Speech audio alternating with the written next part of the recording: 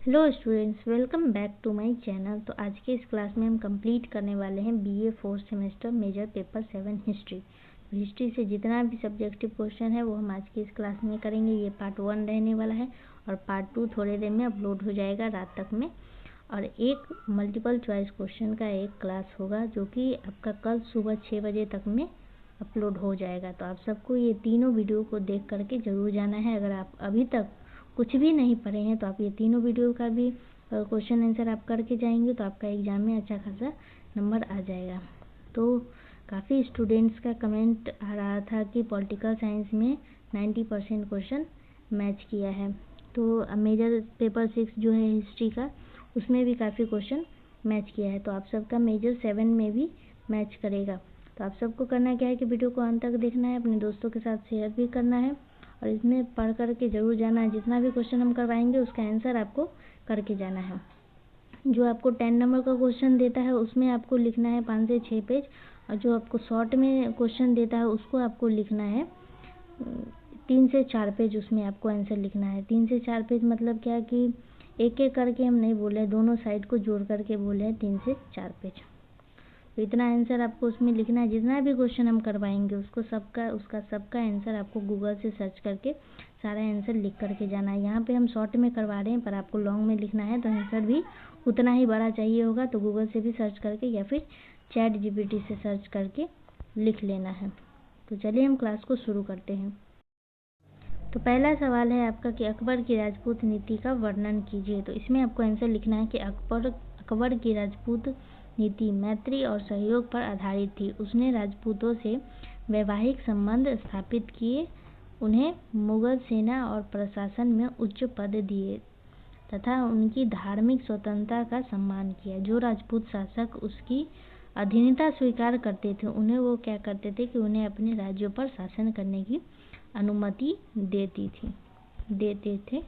तो अनुमति दी जाती थी राज्य पर शासन करने की। तो इस नीति से मुगल साम्राज्य बहुत स्थिर बन गया था। तो ये जो क्वेश्चन है आपका, इसमें आंसर आपको इतना लिखना है। शॉर्ट में पूछे तो इतना लिखना है। अगर यही क्वेश्चन आपको लॉन्ग में पूछे तो आपको 6 पेज में लिखना है। तो आपको गूगल से इसका आंसर सर्च करके लिख लेना है। यहाँ पे हम लॉन्ग में करवा नहीं पा रहे हैं क्योंकि करवाने से क्या होता है कि वीडियो काफ़ी लंबा हो जाता है, जिस वजह से 5 से 6 ही क्वेश्चन हो पाता है। लेकिन अभी उतना टाइम नहीं है, इसीलिए हम आप सबको क्वेश्चन दे रहे हैं। आप सबको क्वेश्चन का आंसर लिख लेना है। और एक विनती आप सबसे और है कि जब आपका कल एग्ज़ाम हो जाए तो कमेंट में आकर के ज़रूर बताना है कि क्वेश्चन मैच किया था या नहीं किया था। तो चलिए अगला सवाल है, प्रथम पानीपत का युद्ध और उसका प्रभाव क्या है वो आपको बताना है। तो प्रथम पानीपत का युद्ध 21 अप्रैल 1526 को बाबर और दिल्ली के सुल्तान इब्राहिम लोदी के बीच लड़ा गया था। ये आपको मल्टीपल चॉइस क्वेश्चन में भी पूछेगा, तो याद रखना है 21 अप्रैल 1526। तो यह युद्ध भारतीय इतिहास में एक महत्वपूर्ण मोड़ माना जाता है। बाबर भारत में अपने शासन स्थापित करने के उद्देश्य से आया था, जबकि इब्राहिम लोदी एक बड़ी सेना और हाथियों के साथ मैदान में उतरा। इसमें अभी आपको और लिखना है। संख्या में कम होने के बावजूद बाबर ने आधुनिक हथियारों जैसे तोपों और बंदूकों का प्रयोग किया। उसने तुलुगम युद्ध पद्धति अपनाई, जिसके अंतर्गत शत्रुओं सेना को चारों ओर से घेर लिया गया। तोपों की तेज आवाज़ से लोदी की सेना और हाथियों के भगदड़ मच गए। युद्धों के दौरान इब्राहिम लोदी मारा गया और उसकी सेना पूरी तरह पराजित हो गई थी। अभी इसमें आपको और लिखना है, इसका प्रभाव क्या हुआ ये भी लिखना है आपको इसमें। तो इस युद्ध के परिणाम स्वरूप दिल्ली सल्तनत का अंत हो गया था और भारत में मुगल साम्राज्य की स्थापना हुई। तो भारतीय युद्ध प्रणाली के बारूद और तोपों का महत्व बढ़ा। राजनीतिक दृष्टि से यह युद्ध अत्यंत निर्णायक सिद्ध हुआ क्योंकि इसने भारत में एक शक्तिशाली और केंद्रीकृत मुगल शासन की नींव रखी। तो बस इतना लिखना था आपको इस क्वेश्चन का। पानीपत के क्वेश्चन का आंसर आपको यहाँ तक लिखना था। अभी अगला सवाल है आपका कि खानवा के युद्ध के कारणों पर प्रकाश डालिए। तो खानवा का युद्ध 1527 ईस्वी में मुगल शासक बाबर और मेवाड़ के शासक राणा संग के बीच लड़ा गया था। तो इस युद्ध के कई राजनीतिक और सामरिक कारण थे। प्रथम पानीपत के युद्ध के बाद बाबर ने दिल्ली और आगरा पर अधिकार कर लिया, जिससे राजपूत शासकों में असंतोष फैल गया। राणा संगा ने बाबर को विदेशी आक्रमणकारी मानते हुए उसे भारत से बाहर निकालने का प्रयास किया। इसमें अभी आपको और लिखना है कि राणा संगा का उद्देश्य क्या था। तो राणा संगा का उद्देश्य था कि राजपूत की एक संयुक्त शक्ति स्थापित कर उत्तरी भारत में अपने प्रभुत्व कायम करना था। इसके लिए उसने कई राजपूत शासकों, अफगान सरदारों का समर्थन प्राप्त किया। दूसरी ओर बाबर अपने नए स्थापित मुगल शासक को सुरक्षित रखना चाहता था और किसी भी चुनौती को समाप्त करने के लिए आवश्यक था। इसके अतिरिक्त क्या होता है कि बाबर और राणा संगा के बीच पहले हुए समझौता का पालन न होना भी संघर्ष का कारण बना। तो दोनों पक्षों के बीच बढ़ते राजनीतिक तनाव और सत्ता की प्रतिस्पर्धा ने अंततः खानवा के युद्ध को जन्म दिया था। तो शॉर्ट में पूछे तो इतना लिखना है, लॉन्ग में पूछे तो अभी आपको और सर्च करके लिख लेना है। चलिए, तो अगला सवाल है आपका, दिल्ली सल्तनत के पतन के कारणों का संक्षेप में उल्लेख कीजिए। तो दिल्ली सल्तनत के पतन के प्रमुख कारण शासकों की कमजोरी, उत्तराधिकारी के संघर्ष और अमीरों की बढ़ती शक्ति थे। प्रांतीय सूबेदार स्वतंत्र हो गए, जिससे केंद्रीय सत्ता कमजोर हुई और आर्थिक संकट, जनता में असंतोष और सैन्य सुधार का अभाव भी महत्वपूर्ण कारण रहे। अंततः बाबर के आक्रमण और 1526 के प्रथम पानीपत के युद्ध ने दिल्ली सल्तनत का अंत कर दिया था। तो इस क्वेश्चन में आपको आंसर यहीं तक लिखना है, यहाँ तक लिखना है। अभी अगला सवाल है आपका, विजयनगर साम्राज्य के उदय और विकास पर प्रकाश डालिए। तो विजयनगर साम्राज्य की स्थापना 1336 ईस्वी में हरिहर और बुक्का के तुंगभद्रा नदी के तट पर की। इसका उद्देश्य दक्षिण भारत को विदेशी आक्रमण से बचाने और हिंदू संस्कृति की रक्षा करना था। वेदांतराय स्वामी के मार्गदर्शन में साम्राज्य तेजी से विस्तारित हुआ और विभिन्न राजवंशों के शासन में इसका विकास हुआ और कृष्णदेव राय के काल में यह अपने उत्कर्ष पर पहुंचा। मजबूत प्रशासन, सशक्त सेना, कृषि, व्यापार तथा कला साहित्य के संरक्षण से विजयनगर एक समृद्ध और शक्तिशाली साम्राज्य बन चुका था। तो इन सब चीज़ों के वजह से विजयनगर क्या हुआ, शक्तिशाली साम्राज्य बन चुका था। तो इस क्वेश्चन का आपको आंसर इतना ही लिखना है संक्षेप में। अभी आपको अगला सवाल है, आपका अगला सवाल है कि विजयनगर साम्राज्य के पतन के कारण क्या थे। तो इसमें भी आपको इतना आंसर लिखना है शॉर्ट में। लॉन्ग में पूछे तो आपको क्या करना है, सर्च कर लेना है या फिर ChatGPT से आंसर पूछ लेना है। तो विजयनगर साम्राज्य के पतन के प्रमुख कारण आंतरिक संघर्ष और कमजोर उत्तराधिकार व्यवस्था थे। शक्तिशाली सामंत और सैन्य नायक स्वतंत्र होने लगे, जिससे केंद्रीय सत्ता कमजोर हुई और दक्कन के मुस्लिम राज्यों की संयुक्त शक्ति के सामने विजयनगर टिक नहीं सका। तो 1565 ईस्वी के तालीकोटा के युद्ध में विजयनगर की निर्णायक हार हुई, जिससे राजधानी हम्पी नष्ट हो चुकी थी। तो इसके साथ ही क्या हुआ कि प्रशासनिक शिथिलता और सैन्य संगठन की कमजोरी ने साम्राज्य के पतन को तेज कर दिया था। तो इन सब वजहों से क्या हुआ कि विजयनगर का पतन हो चुका था। तो इतना आंसर आपको इसमें लिखना है।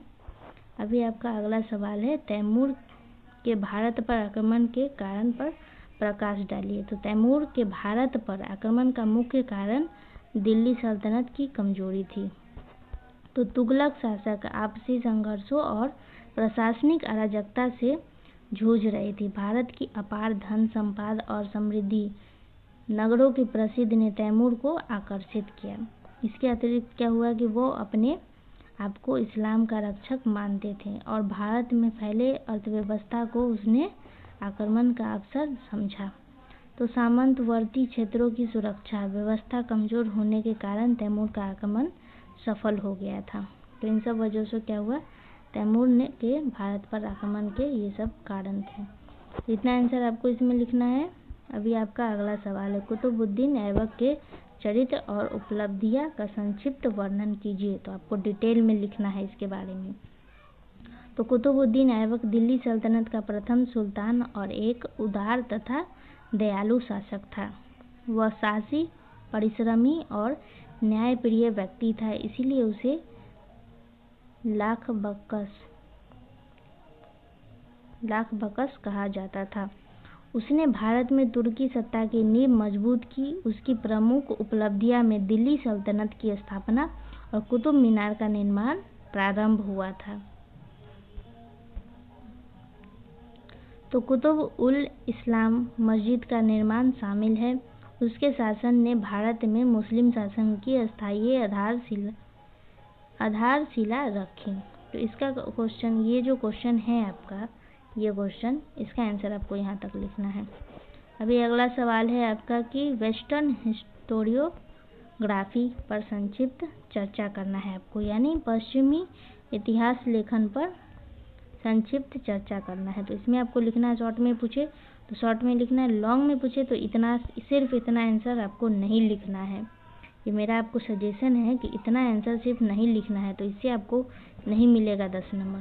तो आपको गूगल से सर्च करके लिखना है, क्योंकि टाइम कम है बहुत, इसीलिए हम पूरा लॉन्ग में नहीं करवा पा रहे हैं। तो आप सबको कर लेना है, सर्च करके आंसर लिखना है इसका। तो पश्चिमी इतिहास लेखक का विकास प्राचीन ग्रीस से माना जाता है। तो हेरोडोटस को इतिहास का जनक कहा जाता है, ये भी आपको याद रखना है। तो जबकि थ्यूसिडिडीज ने इतिहास को तर्क और प्रमाण पर आधारित किया। मध्यकाल में इतिहास लेखक पर धर्म का प्रभाव रहा। आधुनिक काल में रैंको ने इतिहास को तथ्यपरक और स्रोत आधारित बनाने पर जोर दिया। तो पश्चिमी इतिहास लेखक में तटस्थ, आलोचनात्मक दृष्टि और वैज्ञानिक पद्धति को विशेष महत्व दिया। तो इस क्वेश्चन का आपको आंसर यहाँ तक लिखना है। अभी आपका अगला सवाल है, जितना कुछ क्वेश्चन था जिसका हम आंसर आप सभी को लिखवा दिए हैं। तो अब जो हम आपको जितना भी क्वेश्चन बताएंगे उसमें आपको सिर्फ हम आपको क्वेश्चन देंगे जिसका आंसर आपको खुद ही लिखना होगा, क्योंकि टाइम बहुत कम है, इसीलिए आपको जल्दी जल्दी कर लेना होगा। अगर हम पूरा क्वेश्चन का आंसर लिखवाएंगे तो कम से कम हमको 3 से 4 क्लास हमको लेना पड़ जाएगा। तो 3 से 4 क्लास लेने का भी टाइम नहीं है, क्योंकि कल ही आप सबका एग्ज़ाम है। तो इसीलिए आप सबको क्या करना है, इस क्वेश्चन का आंसर आपको लिख लेना। फिर भी हम आपको अनुमान लगाकर बताते हैं कि कौन कौन सा VBI क्वेश्चन है। वैसे तो आपको सबका आंसर लिख करके तैयारी करके जाना है, फिर भी हम अनुमान लगा के आपको बताते हैं। एग्ज़ाम देने के बाद आप सबको कमेंट में ज़रूर बताना है कि क्लास के क्वेश्चन आया था या फिर नहीं आया था, पढ़ाया हुआ आया था एग्ज़ाम में या नहीं आया था। तो चलिए, पहला आपका सवाल है जो कि हम आपको करवा चुके हैं। ये पहला क्वेश्चन हम करवा दिए हैं। दूसरा क्वेश्चन है, ईसाई इतिहास लेखक की विशेषता पर वर्णन कीजिए। मध्य युग की पश्चिमी ईसाई, मतलब वेस्टर्न हिस्टोरियोग्राफ से इतना सारा क्वेश्चन आपको पूछ सकता है, इसमें से कोई भी पूछ सकता है। तो क्या करना है, आपको इन सभी का आंसर लिख लेना है। तो आप सब क्या कीजिए कि फ़िलहाल स्क्रीनशॉट ले लीजिए। बैकग्राउंड से कोई भी साउंड आ रहा होगा तो आप सबको उस पर ध्यान नहीं देना है, हम जो बोल रहे हैं बस वो सुनिए। स्क्रीन पे जो क्वेश्चन दिया हुआ है वो सुन लीजिए। फिलहाल मेरे पास अभी उतना फैसिलिटीज़ है नहीं, जिस वजह से हम बैकग्राउंड का आवाज़ बहुत दिक्कत की वजह से जैसे तैसे क्लास ले पा रहे हैं। अब अगला सवाल है आपका, दिल्ली सल्तनत की स्थापना पर प्रकाश डालिए। सारा क्वेश्चन लॉन्ग क्वेश्चन है, तो लॉन्ग में आंसर लिखिएगा आप सब। तो कुतुबुद्दीन ऐबक के चरित्र पर भी ये हम करवा दिए हैं। इल्तुतमिश के चरित्र, कुतुबुद्दीन ऐबक की उपलब्धियाँ, इल्तुतमिश की उपलब्धियाँ। तो इसमें जो आपका है दिल्ली सल्तनत, ये आ सकता है। और कुतुबुद्दीन से एक क्वेश्चन ज़रूर आएगा कुतुबुद्दीन के बारे में, और इल्तुतमिश से भी एक क्वेश्चन पूछ सकता है।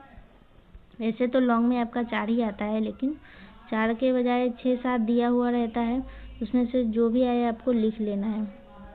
मोहम्मद बिन तुगलक पे भी आ सकता है आपको क्वेश्चन, तो इस पे भी आपको लिखना है। और एक ये विद्रोह के बारे में भी ये भी आ सकता है। तो ये सारा क्वेश्चन इंपॉर्टेंट है, बस स्क्रीनशॉट लीजिए, इसका आंसर जल्दी जल्दी लिखिए और तैयारी करके तब जाइएगा। तो तैमूर के आक्रमण पर हम ये क्वेश्चन करवा चुके हैं और ये कुछ शॉर्ट क्वेश्चन है।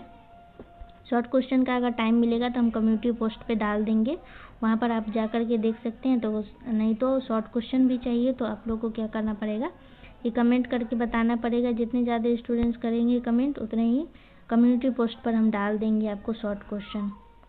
तो दिल्ली सल्तनत के विघटन के बाद विभिन्न क्षेत्रों शक्तियों के उदय पर प्रकाश डालिए। अब विजयनगर से आपको एक क्वेश्चन जरूर आएगा, तो विजयनगर पे आपको याद रखना है, उदय विकास ये पढ़ कर के जाना है, और विजयनगर के पतन के बारे में ये दोनों पढ़ कर के जरूर जाना है। अगला सवाल है सिकंदर लोदी की उपलब्धियाँ। सल्तनत के पतन के कारण का मुख्य मूल्यांकन कीजिए, ये आपको पढ़ कर जाना है। अभी आगे और सवाल है आपका शेरशाह के महान शासक, ये कुछ शॉर्ट क्वेश्चन भी यहाँ पर दिया हुआ है और ये लॉन्ग क्वेश्चन है। तो शेरशाह एक महान थे, तो इस पे पूछ सकता है आपको या फिर इस पे, विशेषता किसी पे भी पूछ सकता है। तो आपको सबका तैयारी करके जाना है, क्योंकि कंफर्म तो टीचर लोग को भी नहीं पता होगा कि कौन सा क्वेश्चन पूछेगा, सब टीचर अनुमान लगा कर के ही बताते हैं। तो बाबर के आक्रमण के समय उत्तरी भारत की राजनीतिक स्थिति का वर्णन कीजिए, इस पर भी थोड़ा आपको पढ़ लेना है और आपको पढ़ना है 4 नंबर क्वेश्चन। और खानवा के युद्ध भी आपको पढ़ के जाना है, पानीपत का युद्ध भी आपको पढ़ कर के जाना है, ये आपको पूछ सकता है, लॉन्ग या शॉर्ट में भी पूछ लेगा, आपको पढ़ लेना है। आगे और सवाल है आपका, स्क्रीनशॉट लेते चलिए आप सब। अकबर की राजनीति नीति का वर्णन कीजिए इस पे, और आपको आगे आपका, तो चलिए हम इतना क्वेश्चन आप सबको करवा दिए हैं। तो आप सबको क्या करना है, सबका स्क्रीनशॉट ले लेना है, सबका स्क्रीनशॉट लेकर के आंसर लिख लेना है। अब पार्ट 2 वीडियो हम लेकर के आए या नहीं लेकर के आए, आपको कमेंट में ज़रूर बताना है। पार्ट 2 में भी हम काफ़ी क्वेश्चन अभी भी बचा हुआ है जो कि हमको करवाना है अभी, तो हम करवाएंगे पार्ट 2 में भी। तो रात तक में होगा तो हम करवा देंगे। कल सुबह मल्टीपल चॉइस क्वेश्चन का वीडियो अपलोड हो जाएगा, मल्टीपल चॉइस क्वेश्चन भी वहाँ से देख लेना है। तो चलिए आज का क्लास हम यहीं पे एंड कर रहे हैं। आज का क्लास आप सबके को कैसा लगा कमेंट में ज़रूर बताना है, और एग्ज़ाम देने के बाद आप सबके लिए ये वीडियो कितना हेल्पफुल रहा है ये आपको आकर के कमेंट में ज़रूर बताना है कि आप सबका एग्ज़ाम कैसा गया है। तो चलिए क्लास को यहीं पे एंड करते हैं। आप सभी का बहुत बहुत धन्यवाद, इतना प्यार और सपोर्ट देने के लिए आप सभी का बहुत बहुत धन्यवाद है।